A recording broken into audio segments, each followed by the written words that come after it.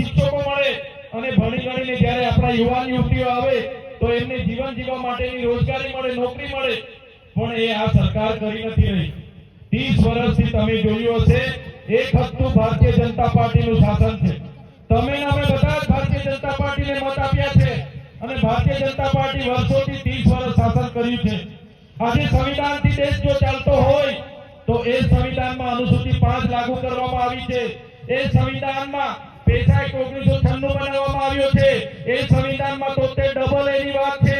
એ સંવિધાનમાં આદિવાસીઓના જળ, જંગલ, જમીન પરના અધિકારોનું પ્રાવધાન છે। એ સંવિધાનમાં વન અધિકાર અધિનિયમ 2006 અંતર્ગત જે પણ આદિવાસીઓ જંગલની જમીન ખેડે એને એ જમીન આપવાનું પ્રાવધાન છે।